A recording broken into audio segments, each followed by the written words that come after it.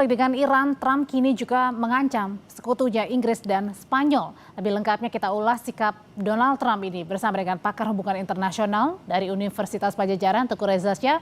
Pak Reza Shah, selamat malam. Selamat malam, salam dari Bandung. Iya, ada juga Kepala Pusat Ekonomi Makro dan Keuangan Indef, M. Rizal Taufikur Rahman. Mas Rizal, selamat malam. Selamat malam, Mbak. Saya mau ke Pak Teguh Reza Shah dulu. Pak Teguh, baru-baru ini sekarang Trump mengancam sekutunya Spanyol dan Inggris kalau tidak mau kemudian mendukung Amerika Serikat minimal saja meminjamkan pangkalan militernya begitu untuk menyerang Iran. Apakah Anda anggap gertakan ini sangat serius untuk Trump kepada Spanyol dan juga Inggris yang tak mau membantu Trump? Pertama, Trump sedang sangat percaya diri ya, karena dalam aturan Kongres yang baru, Senat yang baru sekarang, dia menang itu. Dia menang dengan skor 57% banding 43%. Jadi ini yang membuat masyarakat Amerika Serikat yang sebelumnya berpikir Amerika Serikat tidak akan masuk ke dalam perang selanjutnya, tapi membangun kesejahteraan dalam negeri, malah maju untuk perang. Ini bikin kaget. Pada saat yang sama, memang agak unik ya, mereka memiliki North Atlantic Treaty Organization atau Pakta Pertahanan Atlantik Utara yang sebenarnya berputar-putar di kawasan Eropa saja. Tapi dengan perintah dari Trump yang sangat percaya diri tersebut, maka Inggris goyah, Spanyol pun goyah, karena dalam aturan NATO itu ada aturan yang mengatakan bahwa dalam hal salah seorang anggota di antara kami itu terancam, maka semuanya akan menganggap itu ancaman bersama dan akan bertindak sesuai dengan namanya constitutional process. Jadi akan bergerak sesuai dengan proses konstitusional yang berlaku di masing-masing negara. Maka ini membuat Inggris tidak bisa berbuat apa-apa selain mengikuti Trump. Walaupun seminggu terakhir Inggris mengatakan tidak punya kepentingan di sana, tapi ternyata tekanan dari Trump itu memang luar biasa. Oke, sebenarnya kenapa sih hal ini tekanan Trump yang begitu luar biasa sendiri, Pak Teguh? Memang dari PM Inggris awalnya kan mempersilahkan untuk menggunakan pangkalan militernya, kemudian diralat lagi begitu ya oleh Perdana Menteri Inggris bahwa tak didikte gitu kepentingan sepihak untuk negara lainnya. Begitu juga dengan Spanyol yang terang-terangan bahwa tidak akan mendukung operasi yang bertentangan dengan piagam PBB. Apakah mereka berani kemudian untuk menentang secara lebih lengkap lagi untuk Trump ini, Spanyol dan Inggris? Memang figur Trump ini sangat menakutkan ya, sangat menakutkan bagi kalangan NATO sendiri. Trump sudah pernah mengatakan akan mengambil alih Greenland. Kemudian Trump akan berani mengatakan bahwa ayo kumpulin semua NATO. NATO itu tidak akan berarti apa-apa tanpa saya. Karena memang 70% anggaran NATO itu dibiayai oleh Amerika Serikat. Dan Inggris dan semua anggota NATO sudah melihat kalau Trump sudah berbicara itu harus dilaksanakan. Karena Trump tidak sungkan-sungkan mengaitkan isu dukungan ini dengan tarif. Bahkan Trump mengatakan kalau perlu tarif buat Anda semua kami naikkan di atas 50%. Jadi bukan hanya gertak-gertak sambal aja, Pak Teguh. Betul. Trump itu menyatakan apa yang sudah dia katakan dan dia akan buktikan untuk itu. Jadi ini yang membuat negara-negara Eropa itu khawatir. Bahkan sebelumnya mereka berpikir siap membangun fakta pertahanan tanpa Amerika Serikat. Tapi kenyataannya harus diakui teknologi Amerika Serikat itu memang luar biasa. Mas Rizal, kalau gitu pertanyaan selanjutnya, apa dampaknya jika Spanyol dan Inggris ini akhirnya berubah pikiran mau membantu untuk pangkalan militer Spanyol dan juga Inggris diperuntukkan untuk Amerika menyerang Iran? Yang pasti perang ini, Mas Rizal dulu, Pak Teguh. Baik, yang pasti adalah perang ini akan semakin luas, bahwa Iran akan. Oke, baik. Mas Rizal silakan sambil diperbaiki saluran koneksi. Baik, iya. Mas Rizal silakan, monggo. Ya, yang pasti dampaknya tentu ke harga energi akan semakin tinggi ya, dan tentu bagi negara-negara yang net importer akan akan terdampak cukup besar gitu ya, terutama terhadap komoditasnya, baik itu inflasi gitu ya. Tetapi yang paling menguntungkan adalah mereka bagi produsen energi itu sendiri. Jadi kalau kita bicara apakah ini adalah merupakan kepentingan ekonomi atau perdagangan gitu ya. Saya kira Trump melakukan ini tentu sebagai instrumen tekanan geopolitik gitu ya daripada perang dagang klasik. Jadi kalau kita bicara misalnya nanti Inggris dan Spanyol kemudian mengizinkan ya untuk penggunaan pangkalan militer, maka tentu peperangan ini akan semakin besar gitu ya. Dan Iran juga tentu akan bertahan dan bagi negara yang selama ini menjadi mitra dagang Iran, katakanlah Rusia, kemudian juga China, termasuk juga saya kira meskipun diembargo oleh Amerika, juga melakukan perdagangan gitu ya dengan katakanlah Korea Utara gitu ya, dan teknologi banyak kan Iran dari sana Nah, dan support juga akan semakin besar gitu ya. Nah, dan ini tentu akan berpengaruh terhadap apa namanya perdagangan dan juga harga dari energi dan tapi gas oke, terutama ya. kalau dilihatnya sendiri Pak Teguh, kenapa sih Amerika ini masih perlu dukungan dari sekutu-sekutunya? Pak Teguh? Oke, sambil diperbaiki koneksinya, saya mau tanya kalau gitu ke Mas Rizal. Kenapa kira-kira Mas Rizal, analisa Anda, kenapa Amerika ini masih perlu dukungan dari para sekutunya? Yang pasti Amerika ini kan sedang mengalami defisit perdagangan yang besar ya, bahkan utang juga tinggi, defisit anggaran juga semakin besar ya, hampir 6,2% ya terhadap PDB-nya, ditambah juga utangnya juga 127% ya terhadap PDB-nya. Jadi memang mau tidak mau harus mencari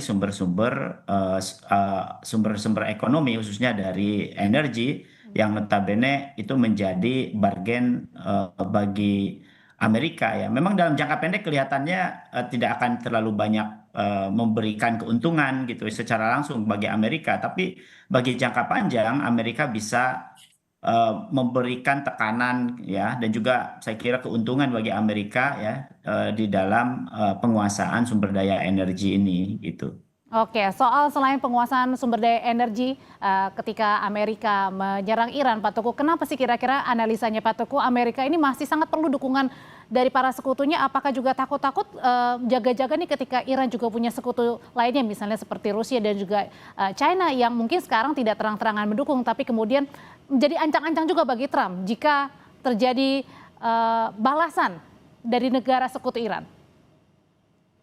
Memang harus diakui ya, perang kali ini sudah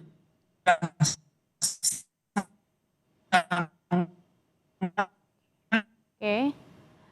menyita Pak Teguh, mohon maaf ini masih terbata-bata, mungkin saluran internetnya masih terputus begitu.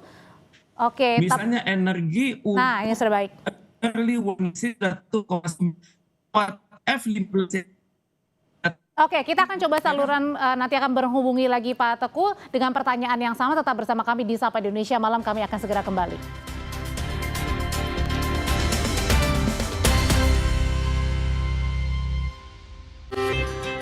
Dulu setiap sholat lutut gue sakit banget. Sekarang gue sadar tulang sendi sehat itu penting. Kolagena dengan kolagen, vitamin A dan kalsium membantu mempertahankan kekuatan sendi, tulang, dan kesehatan kulit. Kolagena banyak banget manfaatnya. Bulan puasa itu waktunya kita kejar pahala. Walau puasa, aktivitas harus tetap jalan.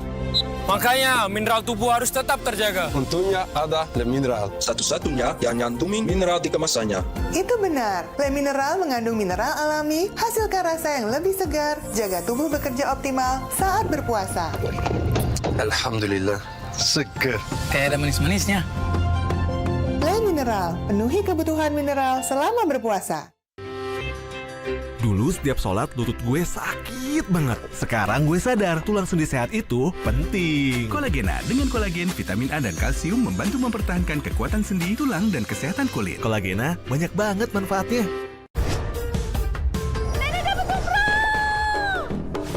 Kejutan tutup botol Ramadan Aku Viva dimulai. Hadiah spesial hanya selama Ramadan. Yes, produk elektronik.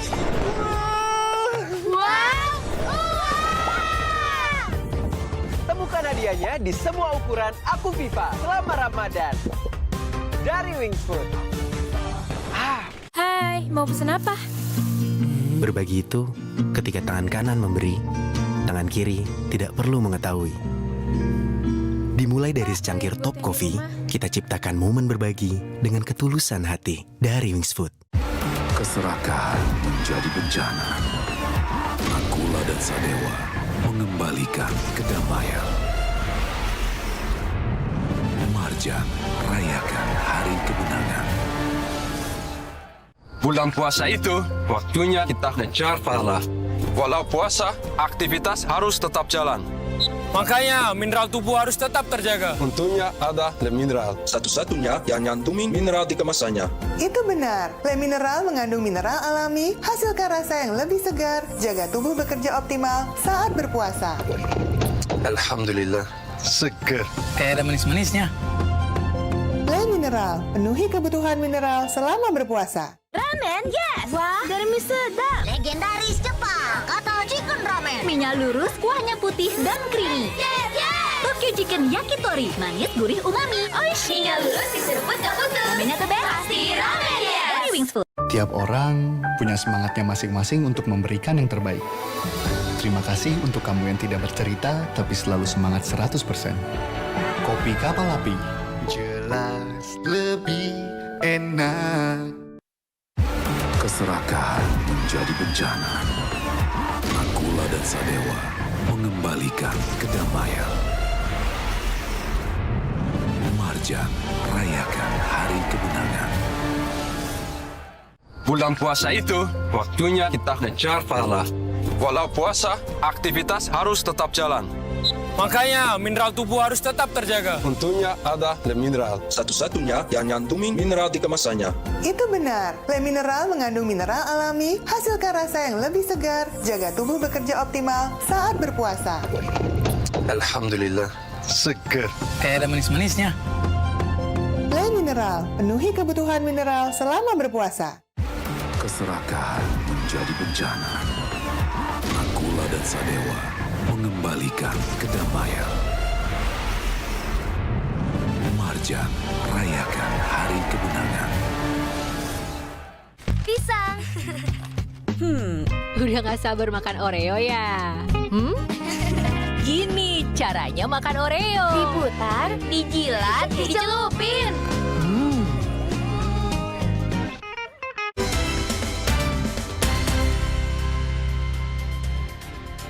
Menyambung pertanyaan saya sebelumnya ke Pak Teguh Reza Syah, kenapa kira-kira Amerika Serikat ini masih membutuhkan negara-negara sekutu lain seperti Spanyol dan juga Inggris? Apakah ini merupakan ancang-ancang bagi Trump, Pak Teguh, kalau Iran ini dibantu terang-terangan oleh sekutu-sekutu lainnya seperti Rusia dan juga Tiongkok? Terima kasih. Saya perhatikan Tiongkok dan Rusia itu baru membantu sebatas penyediaan fasilitas. Mereka belum menurunkan yang namanya penasihat militer, mereka belum menurunkan namanya instruktur, belum. Tapi menurut hemat saya, yang dikhawatirkan oleh Donald Trump ini adalah baru seminggu ini perang ini berjalan, bahkan baru 5 hari, yang terjadi adalah anggaran yang keluar sudah luar biasa. Ya. Anggaran yang keluar itu misalnya untuk perangkat early warning itu sudah 1,1 billion US dollar. Kemudian 3 pesawat F-15 yang jatuh, itu seharganya sudah hampir 300 miliar US dollar. Kemudian perangkat-perangkat satelit yang sudah rusak itu 20 miliar dolar. Dan kemudian sudah turun jatuh juga perangkat-perangkat misil itu sekitar 500 miliar dolar. Jadi kalau hal ini berlangsung terus-menerus, maka total yang terjadi adalah sudah lebih dari 2 miliar US dollar itu sudah habis. Jadi Amerika tampaknya juga berpikir NATO itu kan terikat pada satu perjanjian, pasal 9, di mana dikatakan bahwa serangan terhadap salah satu anggota NATO akan berarti serangan terhadap mereka semua, dan karena itu mereka harus bergerak secara serentak sesuai dengan konstitusi masing-masing. Itu yang alasan yang kedua. Alasan yang ketiga adalah Trump ini salah menghitung kekuatan Iran. Ternyata Iran siap bertarung untuk jangka panjang. Sehingga Amerika Serikat berpikir konsentrasi dia harus terbagi. Misal terbagi ke arah kawasan Indo-Pasifik. Di kawasan Indo-Pasifik ini ada 2 isu yang sangat luar biasa. Pertama adalah isu di Laut Cina Selatan yang melibatkan China, dan di situ juga ada anggota-anggota ASEAN yang selama ini disupervisi oleh Amerika Serikat, yakni Vietnam dan Filipina, dan juga di Laut Cina Utara. Di situ ada Korea Selatan dan ada Korea dan Jepang. Bila Trump tidak hati-hati, maka akan terjadi posisi Amerika Serikat menurun di kawasan itu, di mana Jepang dan Korea Selatan ternyata belum siap untuk sebuah koordinasi bersama dalam hal pembagian beban kalau Amerika Serikat tidak ada. Kemudian memang Amerika Serikat sebagai adik kuasa itu harus berpikir global, dan pada saat inilah dia merasa bahwa sebenarnya kekuatan Amerika Serikat itu sangat terbatas karena China dan Rusia cukup diam-diam Meskipun saja, Pak Teguh, dan mereka Trump ini secara terang-terangan juga mengatakan dia siap dengan war lebih dari 45 minggu. Itu kan kata Trump. Tapi kalau kita lihat statement dari Hegseth, dari Menteri Pertahanan Amerika Serikat sendiri, itu sebenarnya Pentagon itu goyang. Mereka seringkali tidak tahu bahkan pada saat serangan pertama, apakah itu dengan persetujuan Amerika Serikat atau Amerika Serikat mengikutinya belakangan.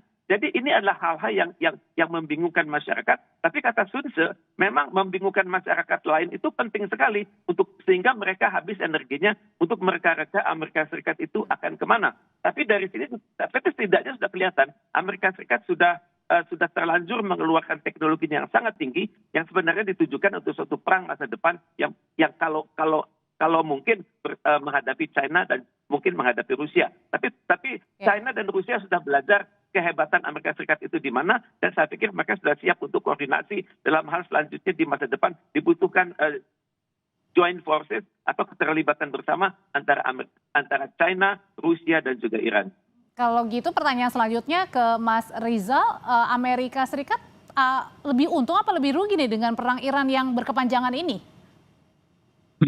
Ya, kalau yang pasti kalau kita lihat dari besaran ya anggaran yang dikeluarkan, memang biasanya ya Amerika itu keuntungannya tidak besar ya dalam jangka pendek, tadi saya sudah sampaikan ya, karena biaya militernya kan sangat tinggi, tadi disampaikan juga oleh Pak Tuku. Tapi ada beberapa potensi keuntungan yang tidak langsung. Pertama, akan mengambil manfaat dari kenaikan harga energi global ya, di mana itu yang akan menguntungkan produsen energi termasuk Amerika. Di situ ada minyak dan juga gas ya. Kemudian juga penguatan dolar ya sebagai safe haven ya, ini juga saat resiko geopolitik meningkat, dan sekarang terbukti ya bahwa para investor capital lebih banyak di safe haven ya, ini di US dan di US dollar dan juga di emas kan gitu ya.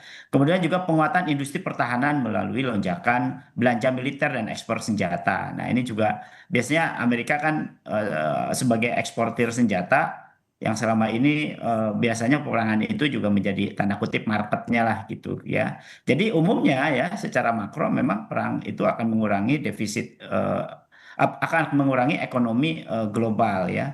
Tetapi tentu akan meningkatkan inflasi energi, menekan perdagangan di global, dan manfaat yang akan dinikmati oleh Amerika tentu in the long run ya.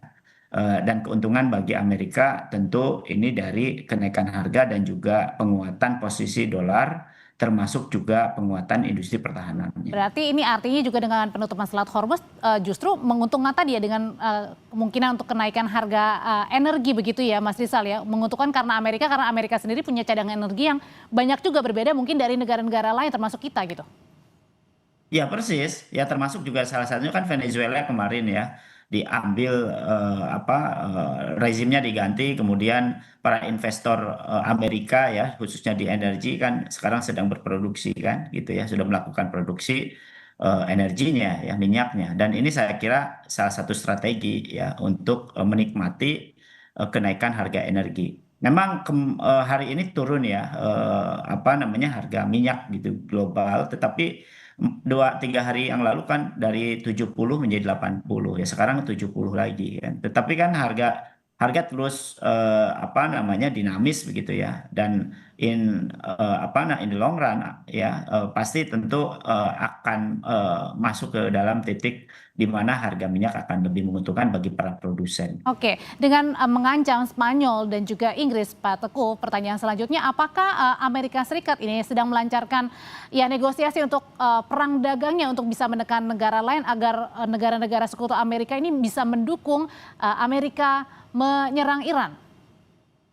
Memang dalam kenyataannya memang yang dilakukan oleh Amerika Serikat ini kita hanya melihatnya dari perspektif geostrategik dan geopolitik ya. Sebenarnya pada saat yang sama Amerika juga memainkan 3 papan catur sekaligus. Pertama papan catur geopolitik dan geostrategik, yang kedua adalah papan catur geoekonomik, dan yang ketiga adalah papan catur geososial budaya. Jadi intinya adalah kalau mereka sangat aktif, kalau Amerika Serikat sangat aktif di luar, itu secara tidak langsung akan mendukung program MAGA dia, Make America Great Again, kemudian pada saat sama menyudutkan China. Karena dengan penguasaan di Venezuela, itu pembangunan China itu tertahan sampai 10 tahun. Nah kemudian kalau benar-benar Amerika Serikat berhasil menguasai ladang-ladang minyak lanjutan di Timur Tengah, maka dapat dipastikan MAGA itu akan terwujud. Jadi dengan demikian, perang ini sangat penting bagi Amerika Serikat, dan memang ada kerugian jangka pendek, tapi manfaat jangka panjangnya luar biasa. Berarti artinya ini Trump ini sangat-sangat sudah memperhitungkan ya dampak yang akan dia dapatkan ketika perang Iran terus berkelanjutan. Apalagi kan backgroundnya Trump sendiri adalah seorang pengusaha juga, Pak Teguh. Tepat sekali. Trump ini adalah seorang negosiator yang sangat hebat. Trump ini terbiasa hidup di dunia bisnis yang sangat membutuhkan negosiasi terus-menerus, dan Trump juga didukung oleh lobby-lobby ya dari AIPAC yang sangat kuat, sehingga skor dia di Senat itu unggul 53 lawan 47. Dan pada saat yang sama, Trump sangat didukung juga oleh military industrial complex. Ini perusahaan-perusahaan Amerika Serikat yang memproduksi peralatan perang. Bagi mereka semua itu akan terbayar kalau terjadi perang, karena terjadinya perang itu membuktikan setidaknya pesawat-pesawat mereka, radar-radar mereka itu mencapai level combat proven. Jadi bukan hanya kuat di public relation, tapi juga sudah terbukti di lapangan. Kalau sudah demikian, ya otomatis perangkat-perangkat perang mereka akan lebih mudah dijual ke berbagai belahan bumi. Kalau gitu Mas Rizal, dengan kepercayaan dirinya seorang Trump, ada nggak sih kira-kira hal yang mungkin membuat Trump ini menghitung ulang, mengkalkulasi ulang dengan serangan yang dilakukan ke Iran selama beberapa hari terakhir, terlebih lagi dengan ya Spanyol dan Inggris yang sudah mulai menyatakan bahwa ia tak setuju, tak sependapat dengan kebijakan Trump ini? Iya, tentu ya. Karena kan kalau defisit semakin besar ya, belanja juga semakin besar, dan itu kan menekan terhadap anggarannya ya. Dan itu juga teriak kan di Senat ya, kemudian di dalam negeri sendiri.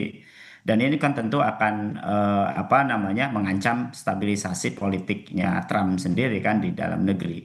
Nah, tetapi yang paling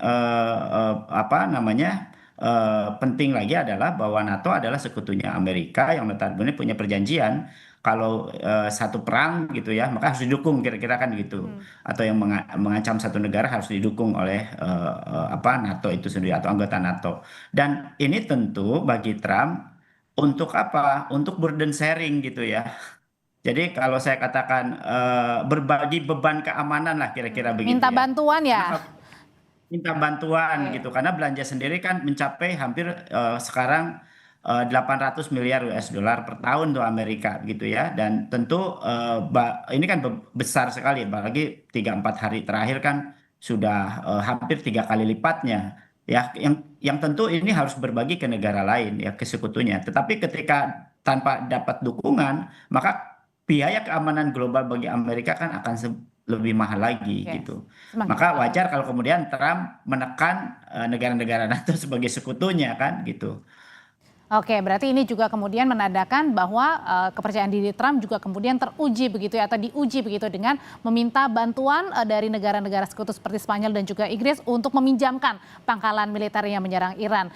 Terima kasih untuk pandangannya Mas Rizal, Pak Teguh, selamat malam Bapak-Bapak. Sama-sama.